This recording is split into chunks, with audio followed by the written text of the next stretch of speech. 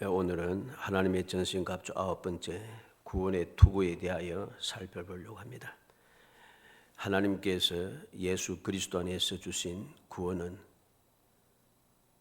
악한 세력, 즉 사탄의 세력과 싸움에서 우리 성도들을 보호하는 전신갑주 중 하나입니다. 이 구원의 투구라고 하는 것이 얼마나 중요한가를 우리는 기억해야 됩니다. 우리는 이제까지 여러 가지 전신갑주에 대해서 계속해서 살펴왔습니다. 그런데 다 중요합니다. 신발도 중요하고 허리띠도 중요하고 의의 호심경도 중요하고 믿음의 방패도 중요하고 다 중요합니다. 그런데 이상하게도 머리에 쓰고는 투구를 구원의 투구라고 합니다.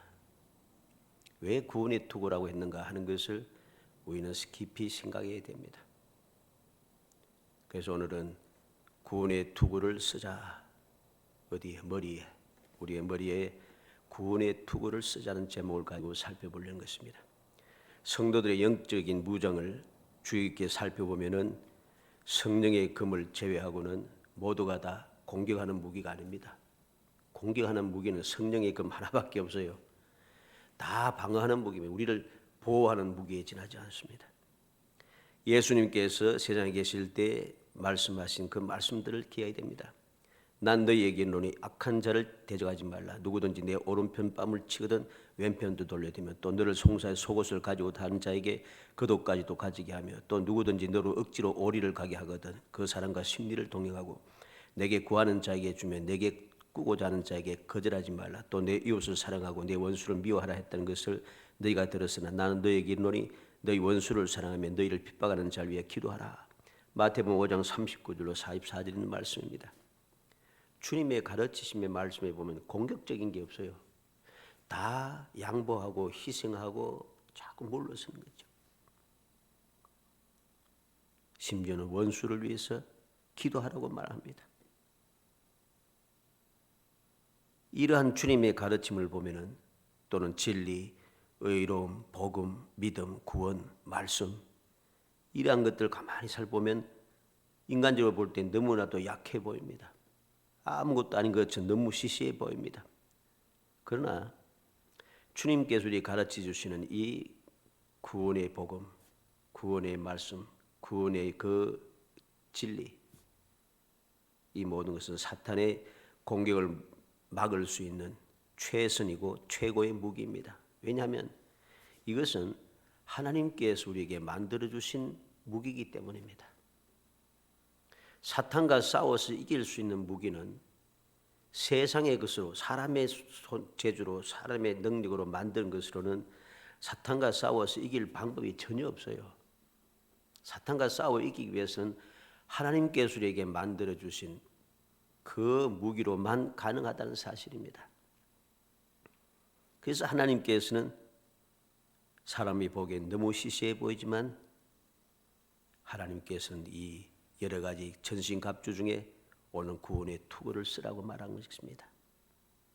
하나님 만들어주신 것은 우리를 결코 패하게 하지 않습니다. 우리를 실망시키지 않습니다. 절대로 이 사실을 의심해서는 안 됩니다. 하나님께서는 내게 들려주신 내게 입으라고 하신 전신갑주는 제일 좋은 방패다. 제일 좋은 전신무구라는 사실을 기억해야 됩니다. 이게 시시하게 보인다고 해서 세상적으로 인간적으로 볼 때, 경험적으로 볼 때, 상식적으로 볼 때 너무나도 한심해 보이고 시시해 보이고 의심이 생겨도 모든 의심을 떨쳐버리고 주님의 하나님의 전신갑주를 입어야 하는 것이죠. 그래야지 이깁니다. 세상의 것을 가지고서 아무리 전신갑주를 입어봐야 사탄과 싸워 이길 수가 없어요. 사탄과 싸워서 이길 수 있는 무기는 이 세상에는 없습니다. 우리는 말씀을 통해서 이러한 믿음의 사람들의 승리의 비결을 봅니다. 다윗은 사무엘상 17장 47절에 전쟁은 하나님께 속했다고 했습니다. 이렇게 전쟁은 하나님께 속했다고 외친 이 어린 소년 다윗은 골리앗과의 싸움에서 어떻게 되었습니까? 골리앗은 키가 6규빗이라 했습니다. 6규빗하고 한 뼘이라고 했어요. 사무엘상 17장 4절 있죠. 6규빗에 한 뼘이 된다. 한 규빗이라고 하는 팔꿈치에서 가운데 손가락 끝까지가 때문에 사람마다 차이가 있겠지만 대략 45cm에서 50cm 정도 됩니다. 그러면은 골리앗의 키가 어떻다면 최소한 29m, 2m 93cm, 최대야 3m 23cm. 굉장히 키가 큰 거예요. 거의 3m가 됩니다. 3m가 넘는다고 봐야 됩니다. 이러한 거인이 머리에 노트구를 쓰고 온몸에 갑옷을 입었습니다. 갑옷의 무게가 500세기라고 했는데 500세기는 약 60kg쯤 됩니다. 60kg라면 우리가 들기도 힘들어요. 그것을 갑옷으로 입고 있습니다. 그리고 그가 들고 있었던 창날의 무게만 해도 600세겔, 7kg가 됩니다. 골리앗의 앞에는 호위병이 방피를 들고 서 있습니다. 보기만 해도 주눅들지 않습니까? 최하 3m는 된 사람이 갑옷을 확 입고서 말이죠. 창날도 7kg나 되는 창날을 들고서 있는데 다윗은 어떻습니까? 다윗은 너무나도 초라합니다. 그래서 사울 왕이 다윗에게 자기의 갑옷을 입혔습니다. 그런데 다윗은 그 갑옷을 익숙하지 않다고 벗어버립니다. 초라한 다윗이 사울 왕의 갑옷을 입어봐야 골리앗의 갑옷과 비교하면 아무것도 아닌데도 그런데도 그 갑옷을 벗어버려요. 그리고 다윗은 무엇을 가지고 있습니까? 손에는 칼 대신에 양을 치던 지팡이를 들었고 무기 대신에 이제 그 양 목자로서 또는 목동으로서 가지고 있던 물매를 가지고 그 주머니 속에는 시내가에서 준 조약돌 5개가 들어있습니다. 이러한 다윗을 보고서 골리앗이 한심하게 생각했습니다. 그리고 저주했습니다. 그러나 전쟁은 하나님께 속한 것이라고 외쳤던 다윗의 조약돌은 그 어떤 무기보다도 정확하고 강호할 만한 위력을 발휘했습니다. 골리앗은 힘을 한번 써볼 틈도 없이 쓰러져 자기의 칼에 목이 잘려서 죽었습니다. 다윗이 물매에 넣었던 던졌던 조약돌의 위력이 대단한 것이 아닙니다. 사람은 그 조약돌이 대단한 것을 착각을 합니다. 조약돌이 대단한 게 아니고 다윗이 하나님의 전신갑주를 입었기 때문에 골리앗을 이길 수 있었다는 사실을 알아야 됩니다. 뭐라고 했습니까? 앞서 전쟁은 하나님께 속하였다. 하나님께서 나를 양떼를 지킬 때, 아버지의 양떼를 지킬 때에 곰과 사자의 발톱에서도 나를 건지셨든지 이 할례받지 못한 사람에게니까 얼마든지 이길 수 있다. 즉 하나님의 전신갑주를 입었기 때문에 그리고 하나님의 구원의 투구를 그는 머리에 든든하게 쓰고 있었기 때문에 모든 이스라엘 군사들이 두려워서 골리앗이 소리만 지르면 다 도망갔습니다. 다 도망가는데 다윗은 도망가지 않아요. 담대하게 그 앞을 향하여 전진하고 있습니다. 그리고 마침내 승리의 개가를 부르게 되는 것이죠. 어떻게 이랬습니까? 하나님의 전신갑주를 입은 결과입니다. 하나님의 전신갑주를 입으니까 승리할 수밖에 없는 거예요. 진리의 허리띠, 의의 흉배, 복음의 신발, 믿음의 방패, 구원의 투구 한번 생각해 보시기 바랍니다. 이것들은 하나님께서 만들어서 우리에게 들려주신 것입니다. 하나님의 제품이란 소리입니다. 제품의 질과 성능은 하나님께서 보증해 주시는 것이죠. 우리는 절대 확신을 가지고 하나님의 전신갑주로 무장해야 합니다. 하나님의 제품이에요. 하나님께서 만들어서 우리에게 주셨으니까 그 품질에 대한 보증은 하나님께서 해 주시는 거예요. 그 하나님께서 보증해 주시는 하나님의 제품인 그 전신갑주를 내가 입지 않고 벗어버리고 세상의 것을 가지고서 입고 나가서 이길 수가 없습니다. 그래서 오늘날 그렇게 수많은 교인들, 수많은 교회가 자꾸만 실패를 하는 거죠. 실패를 해서 세상 사람들에게 조롱거리가 되는 이유가 바로 여기에 있는 것입니다.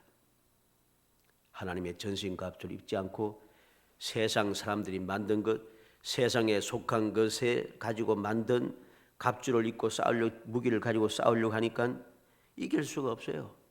믿음을 저버리고 죄를 짓게 되고 불의와 불법을 행하고 하나님의 영광을 가리고 오만 불순하게 악을 행하다가 하나님의 영광을 가리며 복음의 문을 받고 끊임없이 세상 사람들이 조롱을 당하고 짓밟히고 있는 이유가 바로 여기에 있는 것입니다. 우리는 명심해야 됩니다. 하나님의 전신갑주를 입어야만 하는 것입니다. 다른 것으로는 절대로 세상과 싸워 이길 수도 없고 마귀와 싸워서 절대로 승리할 수 없음을 우리는 기억해야 됩니다. 오늘 말씀을 다시 한번 보시기 바랍니다. 구원의 투구라 했습니다. 구원의 투구. 투구가 무엇입니까? 투구는 말할 것도 없이 머리를 보호하는 것입니다. 머리는 우리의 몸 중에 뭐 다 중요합니다만은 머리는 우리의 몸 중에 아주 중요한 것 중에 하나입니다. 가장 중요한 것 중에 하나이죠. 왜? 머리를 다치면은 치명적인 부상이 될 수밖에 없습니다. 그래서 전쟁터에 나가는 군인들은 헬멧을 씁니다. 옛날에는 투구를 썼죠. 요즘은 군인들도 헬멧을 씁니다. 방탄모라고 하죠. 방탄모를 헬멧 씁니다. 자전거 타는 사람들도 헬멧을 씁니다. 오토바이 타는 사람들도 든든한 헬멧을 씁니다. 그냥 헬멧 쓰면 안 됩니다. 사람들은 답답하다고 해서 아무 쓸모없는 그런 약한 헬멧을 그냥 형식으로만 법에 안 걸리기 위해서 아무 뭐만 쓰고 돌아다닙니다만은 법으로 정한 헬멧은 든든한 헬멧입니다. 사고 나서 다들 엎어져도 그 헬멧이 정상적으로 법으로 허용한 헬멧을 쓴 사람은 머리가 보호되어서 안전을 할 수 있습니다. 그러나 그것이 답답하다고 해서 아무 모자나 턱 쓰고서는 마치 여기 보면 일하는 데 있죠. 일하는 사람들 보면은 헬멧 이상한 쓰고 다닙니다. 그 헬멧은 위에서 뭐 떨어지면 막아주는 역할을 하지 그것을 오토에 타고다 사고 나면 아무 소용 없습니다. 근데 사람들은 귀찮다고 그걸 씁니다. 그래서 많은 오토바이를 타는 사람들이 헬멧을 제대로 안 쓰고 그 사다가 치명상을 입어 죽게 되는 거죠. 우리는 명심해야 됩니다. 오토바이 타는 사람도 헬멧을 씁니다. 야구 선수들도 머리를 보호하기 위해서 헬멧을 씁니다. 머리에 충격받으면 우리가 헷갈립니다. 정신이 없어집니다. 머리를 상하게 되면 아무 생각도 못합니다. 생각도 못하고 움직일 수도 없습니다. 행동 방식이 어떻게 행동할지 알 수가 없다는 거죠. 머리가 상했기 때문입니다. 그렇다면 영적인 싸움에 있어서 사탄의 공격으로부터 머리를 보호해야 한다는 말씀은 무엇을 의미합니까? 성경을 다시 한번 보시기 바랍니다. 그냥 투구가 아니고 구원의 투구라 합니다. 물리적인 전쟁이라면 튼튼하게 만든 방탄모를 쓰면 됩니다. 그러나 영적인 싸움에서는 그러한 방탄모는 쓸모없습니다. 구원의 투구를 써야 합니다. 구원의 투구. 이것을 우리는 구원이라고 하는 이 말을 깊이 생각해야 됩니다. 이 구원이라는 말은 여러 가지 의미를 가집니다. 첫째는 구원은 우리의 구원에 대해서 사람들은 생각합니다. 우리는 구원받았다. 다시 말해서 이전에 죄 지은 것을 용서받았고 구원을 받았다. 과거가 되어버립니다. 이 구원은 과거의 죄 용서함 받은 것을 끝나는 그런 구원이 아닙니다. 구원은 앞으로도 계속해서 우리의 연약한 인생이고 우리는 죄악 세상에 살아가는 연약한 존재이기 때문에 앞으로도 계속해서 구원을 받아야 합니다. 구원을 받지 못하면 우리는 그 모든 죄악에서 벗어나지 못합니다. 항상 죄를 짓게 되고 죄에 휩쓸리게 되고 세상 사람들에게 붙잡혀서 세상 사람들에게 휘둘리게 되고 그러면 어떻게 되겠어요? 구원받았던 내가 다시 죄를 짓고 죄악에 휩쓸려서 그들과 함께 멸망의 길로 들어갈 수밖에 없습니다. 그렇기 때문에 구원은 옛날에 구원받은 끝난 것이 아니고 지금도 앞으로도 계속해서 주님 앞에 설 때까지 이 구원의 역사는 계속되는 것입니다. 그래서 구원의 투구를 써야 하는 이유가 바로 여기에 있는 것이죠.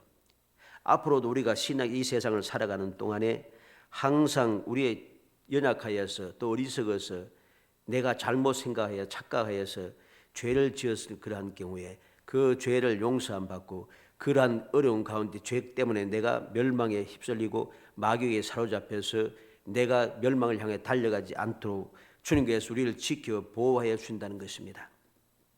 이게 바로 주님께서 우리를 구원하셨다는 놀라운 의미가 되는 것을 알게 됩니다. 앞으로도 계속 죄악을 이겨나갈 수 있는 그 능력을, 힘을 주셨다는 것이죠. 구원이 그런 것입니다. 옛날에 죄 구원받고 끝난 것이 아니고 주님 앞에 설 때까지 계속해서 구원의 역사는 계속 이어지는 거죠. 두 번째, 이 구원은 무엇입니까? 이 구원은 좁은 의미에서 그냥 나중에 구원받아서 천국에 가는 것, 그것뿐만 아닙니다. 이 히브리 말로 구원이란 말은 야사라고 하는데, 이 야사란 말은 위험이나 고통 또는 적군이라든가 또는 여러 가지 속박으로 인해서 속박에서 벗어난다는 뜻입니다. 또 이 헬라어도 구원은 소테리아라고 합니다. 이는 위험으로부터 보존되고 죽음으로부터 벗어난다는 의미를 가지고 있습니다. 그러니 이게 무엇입니까? 우리는 항상 어떤 위험이나 고통이나 대적이나 여러 가지 속박에서, 위험에서 보존되고 죽음에서 벗어나는 그것이 바로 구원이라는 것이죠. 그래서 우리가 세상을 살아가면서 믿음의 구원의 확신을 가진 사람은 죽음도 불사하는 건 이유가 여기에 있습니다. 죽음도 불사하죠. 어떤 상황도 두려워하지 않고 담대하게 나아가는 이유가 여기에 있습니다. 세상 모든 사람들이 다 들고 일어나서 나를 손가락질하고 나를 해치려고 덤벼도 두려워하지 않고 담대한 이유가 바로 여기에 있습니다. 군대가 나를 진칠지라도, 모든 사람이 나를 일어서 해치려고 해도 나는 두렵지 않다고 외치는 이유가 바로 여기에 있는 것입니다. 이게 구원의 의미인 것입니다. 이 세 번째 구원은 어떤 의미인가? 회복한다는 의미를 가졌습니다. 구원은 본래의 완전한 상태로 돌아간다는 뜻입니다. 그래서 구원이라는 말 속에는 온전하다, 건전하다, 건강하다, 치유한다, 그런 의미를 가지고 있습니다. 이 구원은 하나님의 선물입니다. 하나님께서 구원의 선물을 모든 믿음의 사람들에게 주셨다는 것이죠. 우리는 과거의 죄로부터 용서를 받았을 뿐만 아니라 앞으로도 죄의 모든 유혹과 공격을 이겨낼 힘을 받았고, 그뿐만 아니라 구원을 받은 하나님의 백성들의 삶은 하나님께서 관심과 보호 속에 있기 때문에, 그래서 모세는 뭐라고 했습니까? 신명기 32장 10절에 눈동자같이 지키셨다고 모세는 노래했습니다. 다윗은 눈동자같이 지켜주시라고 시편 18편 8절에서 17편 8절에서 기도하고 있습니다. 위험이나 죽음이나 고통이나 우리의 삶 속에서 삶을 구속하는 모든 것들, 단순히 우리 혼자 겪는 문제가 아니라는 것이죠. 하나님께서 우리에게 구원의 선물을 주셨을 때는 이 모든 문제를 넉넉하게 이길 수 있도록 능력을 함께 해주시고, 능히 감당할 수 있게 하시고, 항상 담대하게 살아갈 수 있도록 이 놀라운 선물을 약속해 주고 있습니다. 그래서 바울 사도는 로마서 8장 30절 37절에 뭐라고 고백하고 있습니까? 그런즉 이 일에 대하여 우리가 무슨 말하리요? 만일 하나님 우리를 위하시면 누가 우리를 대적하리요? 자기 아들 아끼지 아니하시고 우리 모든 사람을 위하여 내어주시니까 어찌 그 아들과 함께 모든 것을 우리에게 은사로 주지 아니하시겠느냐? 누가 능히 하나님의 택하신 자들 송사리요? 어렵다 하시는 하나님이신 누가 정죄하리요? 죽으실 뿐 아니라 다시 살아나신 이는 그리스도 예수시니 그는 하나님 우편에 계신 자요 우리를 위하여 간구하시는 자신이라. 누가 우리를 그리스도의 사랑에서 끊으리요? 환난이나 곤고나 핍박이나 기근이나 적시나 위험이나 칼이랴. 기록된 바 우리가 종일 주를 위하여 죽임을 당하게 해야 되며 도살할 양같이 여김을 받았나이다 한것 같으니라. 그러나 이 모든 일에 우리를 사랑하시는 이로 말미암아 우리가 넉넉하게 이기느니라. 바울은 어떻게 했습니까? 많은 문제가 있지만 두렵지 않다는 거죠. 우리를 사랑하시는 이로 말미암아 우리가 넉넉하게 이겨낸다는 것이죠. 모든 사람들이 나를 정죄한다 할지라도 하나님께서 나를 어렵다 했기 때문에 나는 정죄받지 않는다는 것입니다. 하나님의 이 사랑은 영원 불변해 아무도 이 사랑에서 나를 끊을 수가 없다는 것입니다. 이게 바로 구원의 투구입니다. 이러한 확신을 가진 하나님께서 나를 사랑하시고 나를 죄 정하지 아니하시고 내 죄를 사하시고 나를 구원하신 이 사랑의 뜻, 이 구원의 역사, 이 구원이 나의 머리를 딱 둘러싸고 있는 투구가 되어 있을 때에 우리는 어떠한 공격도 두려워하지 않는 것이죠. 구원받은 하나님의 자녀들의 삶은 하나님께서 친히 회복시켜 주십니다. 하나님께서 그의 자녀들을 온전하게 하시는 것이죠. 건강하게 하십니다. 회복시키시고 치유하십니다. 왜? 우리는 하나님의 은혜로 구원의 선물을 받았기 때문입니다. 이 믿음이 가장 중요한 것입니다. 이 믿음을 가지고 있는 사람들은 승리자로 세상을 이기며 살아가게 되는 것이죠. 구원의 투구란 말은 바로 이러한 뜻입니다. 성도들은 구원의 확신으로 무장되어야만 합니다. 사탄의 공격은 교묘하게 짝이 없습니다. 교묘하게 우리의 생각을 파고 들어와서 구원의 확신을 흔들어 놓습니다. 그리고 죄의식을 자꾸만 불어넣습니다. 그것도 아주 논리적인 방법으로 우리의 믿음의 구원에 대한 것을 흔들어 자꾸 놓습니다. 이상하게도 성도들 중에 구원의 확신을 가지지 못하는 사람들이 너무 많습니다. 왜 그럴까요? 구원의 투구를 쓰지 않았기 때문입니다. 구원의 투구를 탁 쓰고 있어야 되는데 구원의 투구를 벗어버리고 세상의 투구를 쓰고 세상의 사상, 세상의 생각, 세상의 뜻, 세상 사람들의 그 사상을 따르고 그들이 좋다고 옳다고 그들이 진실하다고 주장하면서 그들의 투구를 쓰고 있으니까 결코 사탄의 공격을 막아낼 수가 없습니다. 그래서 생각이 자꾸 헷갈리는 거예요. 의심이 자꾸 생기는 거예요. 세상 사람들이 더 어렵다고 자꾸만 생각하는 거예요. 그러니까 어떻게 됐습니까? 세상 사람이 더 어려운데 어떻게 예수 믿는 믿음의 사람을 제대로 합니까? 예수 제대로 못 믿습니다. 그런 사람들은. 왜? 세상 사람들이 더 어렵다고 해요. 어떻게 세상 사람들이 더 어렵습니까? 정신을 차려야 합니다. 우리는 명심하고 명심해야 됩니다. 세상의 투구를 쓰는 순간부터 우리는 자꾸만 공격받아서 나는 믿음이 좋은 것 같은데 나는 진실한 것 같은데 자꾸만 주님의 그 은혜에서 자꾸만 벗어나기 시작합니다. 인간의 생각이 자꾸 앞서기 시작합니다. 잘못된 생각이 자꾸 들어오기 시작합니다. 그 나도 모르는 사이에 점점 확신에서 벗어나고 의심이 생기고 자꾸만 주님의 뜻에서 점점 멀어가기 시작하고 결국 어느 순간 그것이 나를 넘어지게 하고 절망하게 만든다는 사실을 명심해야 됩니다. 구원의 투구를 써야 하는 이유를 우리는 절대로 잊어서는 안 됩니다. 사탄은 그럴듯한 논리로 성도들의 머리를 공격합니다. 구원을 의심하게 만듭니다. 그릇된 생각을 불어넣습니다. 하나님의 선하심과 인자하심을 의심하게 만듭니다. 이렇게 되면 진리의 허리띠, 의의 흉배, 믿음의 방패, 성령의 금 이게 다 소용이 없습니다. 왜? 내 생각과 뜻과 사상이 하나님의 뜻과 사상과 그 생각, 그 약속과는 전혀 달라져 버렸다는 것이죠. 내 생각이 달라지고 뜻이 달라지고 사상이 달라지니까 하나님의 저 구원의 은총, 구원의 투구가 나를 이제까지 보호해 왔는데 이 구원의 투구가 벗어지고 나니까 큰일 나는 것입니다. 이러한 생각이 들 때 어떻게 이러한 생각을 물리칠 수 있겠습니까? 구원의 투구를 써야만 하는 것입니다. 구원은 단순히 과거의 죄에 대한 용서를 의미하는 것이 아닙니다. 모든 미래의 죄의 공격을 이겨낼 수 있는 능력을 말하는 것이죠. 예수 그리스도 안에 있는 구원은 우리에게 과거의 죄에 대한 용서와 미래의 죄를 이길 수 있는 능력을 준다는 사실을 명심해야 됩니다. 그래서 구원의 투구를 쓰라고 하는 것이죠. 다윗은 어떠한 상황에도 변함없이 노래하고 있습니다.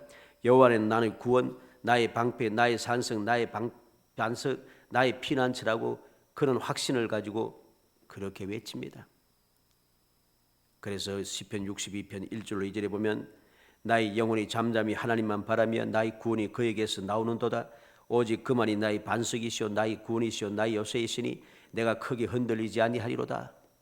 구원의 투구를 싼 믿음의 사람들은 흔들리지 않아요. 어떤 상황에서 흔들리지 않아요. 어떤 한계에 처해도 절대로 두려워하지 않아요. 낙심하지 않아요. 왜? 나를 구원하시는, 나를 안전하게 지켜주시는 하나님께서 바로 나의 반석이고 구원이고 요새고 나의 피난처고 나의 방패가 되시기 때문입니다. 나의 생명이 되시기 때문이죠. 어떻게 내가 흔들릴 수 있겠습니까? 두려워할 수 있겠습니까? 사랑하는 성도 여러분, 구원의 투구를 쓰시기 바랍니다. 어떤 상황에도 절대로 구원의 투구를 벗어서는 안 됩니다. 구원의 투구는 항상 쓰고 있어야 돼요. 언제든지 구원의 투구를 쓰고 있어야만이 우리는 내가 생각지도 못한 때에 사탄이 공격하는 그 공격을 내가 막아낼 수 있다는 사실을 알아야 됩니다. 사람은 구원의 투구를 쓰지 않고 무심하게 세상이 평안하다고 아직 평화로운 세상이니까 뭐 전쟁도 없고 싸움도 없고 이렇게 핍박도 없고 이런 세상에 평화로워서 뭐 사는데 지장이 없고 신앙생활한테 지장이 없고 사람들이 그렇게 생각하며 쉽게 생각해 구원의 투구를 벗어버립니다. 그래서 세상의 투구를 쓰기 시작합니다. 그래 어떻게 되겠어요? 믿음에서 떠나게 되죠. 믿음이 변질이 됩니다. 오늘날 얼마나 많은 교인들이 믿음에서 떠나간 생활을 하고 있습니까? 얼마나 불의와 불법을 행하면서도 그것을 모르고 회개할 줄 모르고 살아갑니까? 구원의 투구를 벗었기 때문에 죄를 지어도 죄를 짓는 줄 모르는 거예요. 나는 복을 받았다고 자꾸 생각하는 거예요. 큰 착각에서 우리는 벗어나야 됩니다.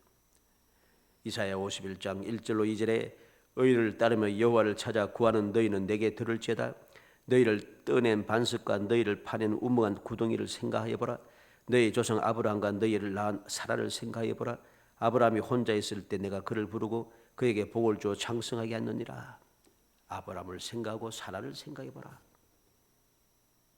혼자 있을 때 내가 그를 부르고 그에게 복을 주어 장성하게 하였다. 의를 따르면 됩니다. 여호와를 찾아서 구해야 됩니다. 하나님의 뜻을 올바르게 생각해야 됩니다. 예레미야 29장 11절 13절에 보면 여호와의 말씀이니라 너희를 향한 나의 생각은 내가 하나니 평안이요 재앙이 아니니라 너희에게 미래와 희망을 주는 것이니라. 너희가 내게 부르짖으면 내게 와서 기도하면 내가 너희를 기도를 들을 것이요 너희가 온 마음으로 나를 구하면 나를 찾을 것이요 나를 만나리라. 하나님의 생각이 무엇이랍니까? 얘가 여러 가지 환난을 당하고 어려움을 당하고 핍박을 당하는 것, 이것은 우리의 생각에는 너무 억울하고 원통하고 힘들고 지치고 슬프고 괴로운 것이지만은 하나님의 생각은 그게 아니란 겁니다. 그로 인하여서 우리의 미래와 희망을 주는 것이다. 이러한 고난을 통해서 나는 내게 미래가 있다는 거죠. 미래가. 왜? 이 고난을 통해서 하나님의 은혜를 생각하게 되고 하나님의 은혜를 간구하게 되고 하나님에 대한 믿음을 회복시킬 수 있기 때문이죠. 그래서 미래가 있습니다. 소망이 있습니다. 희망이 생깁니다. 그러나 이 사실을 믿지 못한 어리석은 사람들은 미래에 대한 희망이 없어져요. 절망하는 것이죠. 그래서 절망하기 때문에 내가 세상에 빠져서 살아가게 됩니다. 믿음을 가진 사람, 소망을 가진 사람들은 미래를 가진 믿음의 사람들은 하나님께 나와서 부르짖어 기도합니다. 그래서 하나님을 만나고 하나님의 음성을 듣습니다. 하나님의 가르침을 받게 됩니다. 그래서 그들은 소망에 절구하며 바벨론으로 포로 잡혀갔던 많은 유대인들 중에 이 믿음을 가진 사람들은 다 미래가 있고 소망이 있는 삶을 살았습니다. 그들은 포로의 삶에서 절망적이고 힘들고 지친 삶을 살지 않고 하나님께서 함께 하심으로 존귀한 사람, 능력의 사람, 더욱더 출세하는 사람, 더욱더 영광을 얻는 사람, 더욱더 힘 있는 사람, 그리고 기쁨으로 다시금 약속의 땅으로 돌아오는 사람, 그런 사람이 되었습니다. 그러나 및 구원의 투구를 쓰지 않았던 어리석은 유대인들은 약속의 땅으로 돌아올 수 없었습니다. 바사왕 고레스가 모든 유대인들은 돌아가서 하나님의 성전을 건축하라 하는데도 돌아와서 건축하는 사람들보다는 오히려 그 땅에서 머물면서 살아가는 유대인들이 더 많았습니다. 왜 그럴까요? 구원의 투구를 쓰지 않으니까 믿음을 가지지 못하고 세상에 빠져서 살고 세속에 속하여서 완전히 변질되었기 때문입니다. 사랑하는 성도 여러분, 구원의 투구를 써야 한 이유를 다시 한번 마음에 새기시기 바랍니다.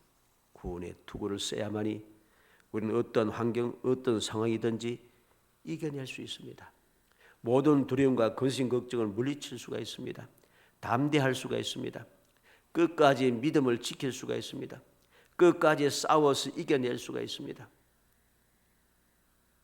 그래야만이 내 정신이 올바르고 내 정신 상태가 든든하고 흔들리지 않아야만이, 의지가 견정해야만이 우리는 내 위치를 지키고 믿음을 지키며 끝까지 세상의 소금이 되고 끝까지 세상의 빛이 될 수 있는 것입니다.